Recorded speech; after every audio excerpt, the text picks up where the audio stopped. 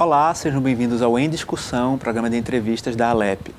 O nosso convidado de hoje é o deputado delegado Eric Lessa, do PP. Aqui na Alep, ele comanda a Frente Parlamentar de Segurança Pública e também a Comissão de Desenvolvimento Econômico e Turismo.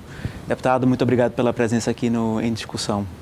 Eu que agradeço para o convite, Raimone, e toda a estrutura e a recepção que a gente recebe aqui nesse momento novo para mim, na Assembleia, que a gente já começa com algumas representatividades importantes, como a Comissão de Desenvolvimento Econômico e Turismo e a Frente Parlamentar de Segurança Pública. Como é que tem sido esse primeiro momento? O senhor é deputado de primeiro mandato. Como é que tem sido essa chegada aqui no Parlamento Estadual? Eu tenho sido muito bem recebido por todos os deputados, pelo corpo diretivo da Casa e pelos técnicos e funcionários também da Casa. É um contato muito acolhedor, sou muito bem acolhido e, claro, no ambiente parlamentar, todos têm suas representatividades, todos têm sua parcela de representatividade do povo pernambucano.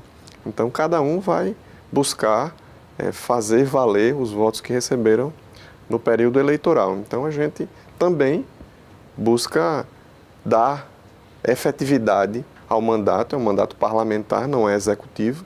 Eu sou originário da instituição da Polícia Civil e sempre executei muito, comandei operações, comandei investigações delicadas, principalmente no interior do Estado, e sempre executei.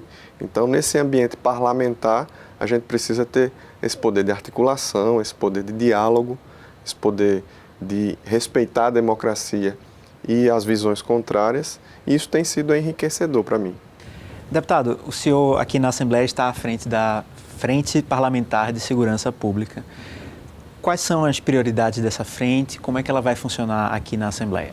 A gente busca, até pela minha atuação no interior do Estado, inclusive como profissional de segurança pública, levar esse debate para o interior do Estado, para que não seja um debate apenas aqui dos comandos, digamos assim. É preciso ouvir quem está na ponta, entender as necessidades e as demandas de quem está na ponta, principalmente da sociedade que clama por resultados mais efetivos. E esses resultados efetivos precisam acontecer tendo a Frente Parlamentar de Segurança Pública como interlocutora. Nós solicitamos ao Governo do Estado, a Frente Parlamentar solicitou ao Governo do Estado um assento no Pacto pela Vida e já tive despachando com o governador do Estado. No próximo dia 9 de maio, nós já estaremos com a Frente Parlamentar composta no assento do Pacto pela Vida, para que a gente possa levar essas demandas que venha do interior do Estado, que venha de todos os locais do Estado de Pernambuco, mas principalmente buscando interiorizar esse debate, que muitas vezes não chega, não tem eco aqui na capital, junto aos comandos. Então, hoje tem uma política pública consolidada, que inclusive eu fiz parte quando profissional de segurança pública por muitos anos, como gestor que fui, e nós queremos cada vez mais levar essa ressonância, digamos assim, do povo pernambucano, que leva para os seus representantes e intermediar, fazer esses elos, essas pontes junto ao poder público de forma responsável. Não dá para ter um debate, digamos, superficial, é preciso ter um debate aprofundado, responsável, como eu tenho tido na casa. Eu tenho falado bastante na tribuna, inclusive, em apartes, sobre segurança pública. E nesses momentos a gente sempre busca trazer um debate responsável, entendendo o contexto da necessidade da população e do profissional de segurança pública, que muitas vezes se dedica, é abnegado, muitas vezes abre mão do convívio familiar para dar respostas à população e não é reconhecido. Então a gente quer fazer esse link profissional de segurança, sociedade civil organizada, o povo que demanda por segurança e o poder público e as instituições. Nesse sentido, eu ouvi um pronunciamento recente do senhor a respeito da questão dos índices de homicídios. E se eu puder resumir ao máximo o que o senhor falou foi: é importante a redução que a gente tem tido, mas a situação ainda é difícil. Que avaliação o senhor faz dessa política a que se referiu, que é o Pacto pela Vida? O Pacto pela Vida é uma política sólida, uma política de Estado, não de governo. Já temos mais de 12 anos dessa política pública. E ela consegue integrar instituições que muitas vezes não dialogam no contato diário. E ela consegue trazer Poder Judiciário, Ministério Público, Defensoria Pública, secretarias de Estado e os órgãos operativos das polícias. E quando a gente senta à mesa, o diálogo, a gente vai encontrar um denominador comum, porque todos, claro, têm o objetivo de trazer mais segurança para a população. Então, o Pacto pela Vida é uma política interessante, porque coloca à mesa profissionais de vários setores que possam realmente trazer um denominador comum e encontrar saídas para as dificuldades. Nós temos uma dificuldade significativa de recursos públicos para contratar pessoal, para dar infraestrutura, viaturas, armamento, as próprias delegacias e os batalhões, mas com criatividade, com inovação e com articulação, e todos dirigindo-se para o mesmo sentido, com a mesma finalidade, eu acredito que haja uma melhora. Então, essa é a política pública. Os números recentes, a gente teve um número caótico, que foi em 2017, quase 5.500 homicídios, e em 2018 essa redução foi significativa, mas ainda estamos em patamares acima do recomendado pela ONU. A OMS, que é o da ONU, recomenda 10 homicídios por grupo de 100 mil habitantes. No Brasil, são 33 homicídios por grupo de 100 mil habitantes. E Pernambuco, que já foi líder de violência no Brasil, está em torno de 43 homicídios por grupo de 100 mil habitantes, ou seja, entre os 15 mais violentos. É claro que é um avanço significativo. Há uma redução, mas segurança pública se faz com prevenção, polícia militar, sociedade civil organizada, prefeituras, ordem pública, investigação, que é a Polícia Civil, Ministério Público, Poder Judiciário e Sistema Penitenciário. O gargalo é muito grande no sistema penitenciário. Pernambuco tem o pior déficit de agentes penitenciários em proporção à quantidade de presos e tem a maior superlotação do Brasil. Então, isso é muito delicado para que esse gargalo seja tratado. Inclusive, num pronunciamento recente, a gente parabenizou o governo do Estado pela contratação de 157 novos agentes penitenciários. Então, é um olhar para a reeducação e para a socioeducação. Acho que o próximo avanço tem que ser tratar também a criança e o adolescente. E aí, os ambientes de Funase de Pernambuco são muito delicados.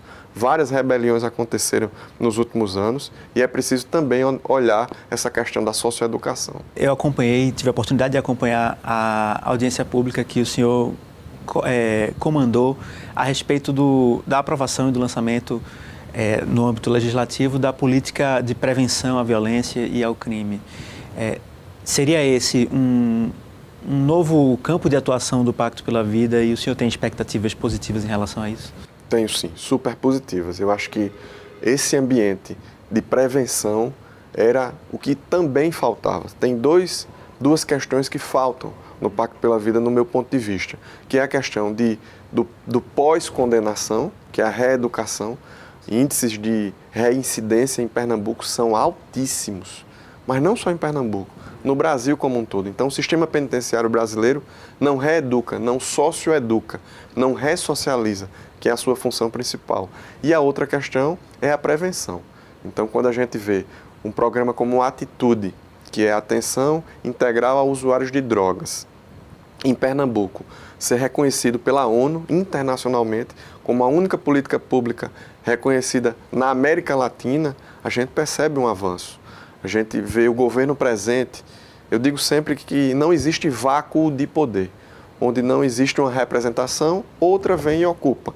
Onde o Estado não está presente, a bandidagem, a criminalidade vai imperar e comandar. Então, o governo presente é exatamente isso. Eu digo sempre que não deveria ter uma política pública chamada governo presente, porque o governo deveria estar presente. É um pressuposto, né? Era o pressuposto, mas já que não está, tem essa política pública e é super importante. O governo presente leva ações sociais a comunidades que são, digamos, áreas quentes. São ambientes de criminalidade, ambientes mais delicados e sensíveis, inclusive para a atuação policial. O senhor aqui é um dos representantes das forças policiais, aí eu falo tanto Polícia Civil, da Polícia Militar, dos delegados e das várias hierarquias que existem dentro dessas duas corporações. Mas o senhor é um desses representantes. A deputada mais votada dessa legislatura, que é a delegada Gleide Ângelo, também é colega do senhor de polícia.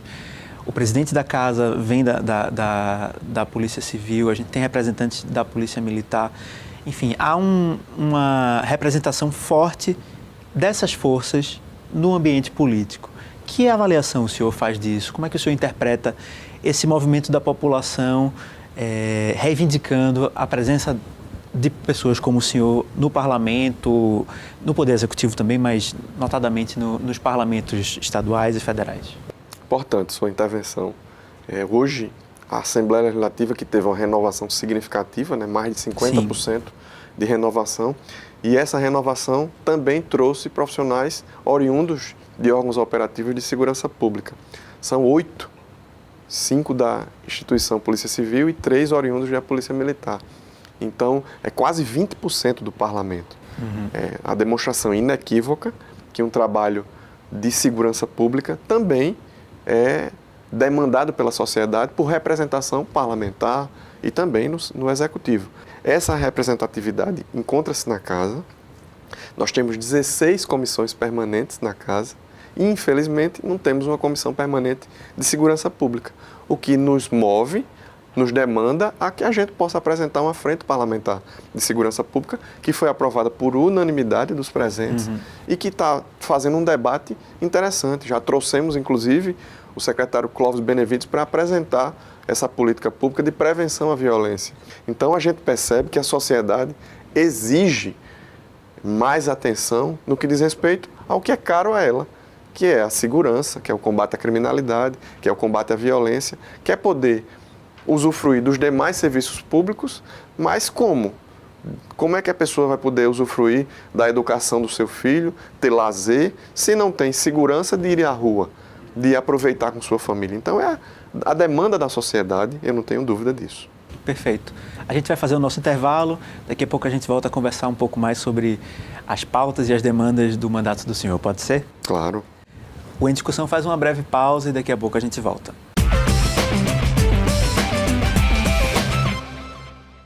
De volta com Em Discussão aqui na TV Alep, o nosso convidado de hoje é o deputado delegado Eric Lessa, do PP. Aqui na Assembleia, ele comanda a Frente de Segurança Pública, a Frente Parlamentar de Segurança Pública e também a Comissão Permanente de Desenvolvimento Econômico e Turismo. Deputado, no bloco anterior a gente falou muito sobre segurança pública e já que o senhor está à frente desse outro tema, que é a questão do desenvolvimento econômico, eu queria falar um pouco dele nesse segundo bloco. Quais são as prioridades do senhor à frente desse colegiado, que trata tanto da questão do desenvolvimento, dos investimentos, como da questão do turismo? Nós temos uma dificuldade clara em Pernambuco, que é a diminuição dos investimentos, principalmente do governo federal, que a gente viu nos últimos anos. Nós tivemos um boom econômico significativo, com o SUAP, com o polo automotivo de Goiânia. Nós temos muitos arranjos produtivos locais, vou dar alguns exemplos. Gesso em Araripina, sucro alcooleiro na Zona da Mata, a gente tem polos de desenvolvimento econômico como o polo têxtil do Agreste, a gente tem o polo de fruticultura de Petrolina, a gente tem muitas potencialidades econômicas, mas é importante que a gente sintonize isso com, por exemplo, a Revolução Industrial 4.0, que reduz significativamente a quantidade de empregos para automatizar muita coisa. E a gente tem percebido, por exemplo, em relação ao emprego, esse primeiro trimestre de 2019, uma redução significativa de empregos aqui. A gente também percebe que, por exemplo, SUAP, recentemente, na Comissão de Desenvolvimento Econômico e Turismo, o diretor-presidente de SUAP, Leonardo Cerquinho, veio trazer, após a nossa solicitação, informações mais consolidadas sobre o que está acontecendo, uma possível parceria público-privada para melhor desenvolver o potencial econômico de SUAP, daquele porto tão importante para Pernambuco. A gente tem um potencial gigantesco em Pernambuco e a gente precisa fomentar esse potencial, entender quais as novas tecnologias, a redução, inclusive, de empregos por conta das novas tecnologias e poder fazer essa interlocução, essa ponte mesmo com a sociedade e o poder público. O senhor é um deputado que tem como base a cidade de Caruaru, no agreste central do estado. Como é que o senhor pretende trazer as demandas, as pautas, as reivindicações das pessoas de Caruaru para o parlamento estadual? Como é que o senhor pretende representar essa cidade aqui na Alep? Nós temos um potencial muito grande na cidade de Caruaru. Caruaru é um polo onde tem quase 400 mil habitantes, mas que circulam ao seu redor, que dependem da locomotiva que a gente chama de Caruaru, dessa liderança que Caruaru representa no agreste, mais de 1 milhão de pessoas daquelas regiões. São quase 50 municípios ao redor de Caruaru, do agreste central, setentrional e meridional. Então a gente precisa trazer as demandas daquela região, principalmente por ter a minha maior parcela de contribuição para chegar à Alep, a votação de Caruaru. A gente tem trazido muitas pautas. Eu quero dizer de duas que a gente trouxe recentemente. A gente tratou aqui do Dia Internacional do Artesão. E a gente tem o Alto do Moura como uma referência internacional do artesanato e toda a história de Mestre Vitalino, que transformou a arte do barro em uma arte com potencial mundial. Arte figurativa, belíssimo trabalho de todo mundo que sucedeu, digamos assim, o Mestre Vitalino. E nós trouxemos também recentemente uma demanda sobre segurança de Caruaru. A Guarda Municipal, por exemplo, de Caruaru tem 35 profissionais apenas, atuam desequipada, com falta de equipamento, com falta de estímulo. E a gente também, por conhecer bastante dessa temática de segurança, também trouxe aqui para a Assembleia essas duas temáticas. Então, a gente quer trazer o potencial de Caruaru, mas também abrir os olhos da sociedade pernambucana para o seu potencial, para as suas demandas e as suas necessidades. Também cobrar do poder público municipal e também do poder público estadual, para que possa ter um olhar mais, digamos, sensível àquela locomotiva do agreste. Já que o senhor falou de cobrar do poder público, que avaliação o senhor faz do momento político que a gente vive atualmente? E aí eu falo tanto a questão do segundo mandato do governador Paulo Câmara, mas também desse novo momento na esfera federal. Começando pelo governo federal. Eu, inclusive, votei em Jair Bolsonaro no segundo turno. E recentemente eu fui entrevistado, uma pessoa me perguntou: por que você votou em Jair Bolsonaro e está criticando? Veja, eu não sou cego. O governo tem tido significativas dificuldades de interlocução, inclusive com o Parlamento Federal, com as duas casas do Congresso Nacional, a Câmara Federal e o Senado Federal. Uma falta substancial de articulação, de diálogo. E a gente tem uma dificuldade muito grande. Eu disse, inclusive, recentemente também, que o governo Bolsonaro tem um tripé bem consolidado, que passa pelos militares, que dão experiência, expertise e conhecimento, estabilidade ao governo. Tem um liberal econômico, sintonizado, inclusive, com grandes empresários em nível mundial, que é o Paulo Guedes. E tem alguém que trouxe a transparência, o combate à corrupção para o governo Bolsonaro, que é Sérgio Moro. Então é um tripé, mas tem um pé manco. Esse pé manco são os filhos, que às vezes atrapalham muito mais do que ajudam. E o próprio Jair Bolsonaro, que muitas vezes, ao invés de governar, quer estar no Twitter, quer estar nas redes sociais, comandando um país dessa dimensão, que muitas vezes tem trazido muitas dificuldades para o governo federal, inclusive na possibilidade de articulação, porque a gente tem pautas muito importantes para tratar. Você sabe que a crise econômica que a gente vive, a crise de ética que a gente vive, a crise política, a crise fiscal. Então é preciso tratar com seriedade. Ele é o governo de todos os mais de 200 milhões de brasileiros. Não dá para tratar só com quem elegeu ele ou com quem segue ele nas redes sociais. Os 13 milhões de seguidores do Twitter. Não dá. O segundo ponto que você me perguntou, o governo estadual. A gente vive uma crise muito grande econômica. Mas ainda assim Pernambuco está bem, está pagando suas contas. Mas tem dificuldades? Claro que tem dificuldades. Mas eu vou dar 2 exemplos. Pernambuco paga seus salários de seus servidores, são 800 milhões de reais por mês só de servidor público. Mas eu tenho um irmão que é policial militar em Sergipe e ele me fala da dificuldade de receber o seu salário. Eu tenho um escrivão de polícia que trabalhou comigo, que é delegado agora no Rio Grande do Norte. Ele disse que desde 2017 que ele espera pelo 13º e ele não recebeu. Então, é claro que temos muitas dificuldades. Na saúde, significativas dificuldades. Quero trazer uma dificuldade em Caruaru, o Hospital Regional do Agreste. A gente tem uma crise gigantesca, como outros hospitais que têm sido inclusive noticiados aqui na tribuna da Assembleia e são contribuições significativas, porque eu acho que a gente tem que ter respeito à democracia e à oposição, porque a oposição vai fazer esse sistema que a gente chama de checks and balance, freios e contrapesos. É preciso que a gente possa compreender que se não tiver oposição, e uma oposição séria, responsável, com informação de qualidade, a gente não vai ter um contraponto ao governo. Mas a gente também tem uma referência em Caruaru, que é o Hospital Mestre Vitalino, comandado por um OS. Então qual é o problema? O povo não quer saber. O povo não quer saber quem está prestando o serviço. O povo quer saber se o serviço está sendo bem prestado.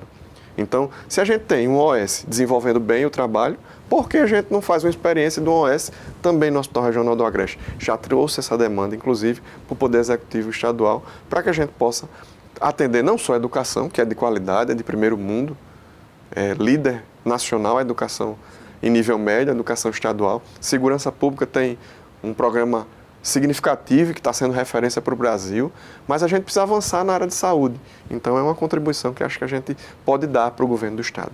Eu tenho mais um minutinho. Queria perguntar ao senhor sobre como o senhor vê o desafio do Poder Legislativo Estadual nesse contexto que o senhor expôs aqui para a gente. O que é que cabe ao Legislativo nesse momento de uma certa crise, de uma certa incerteza em relação ao futuro? Cabe fazer seu papel.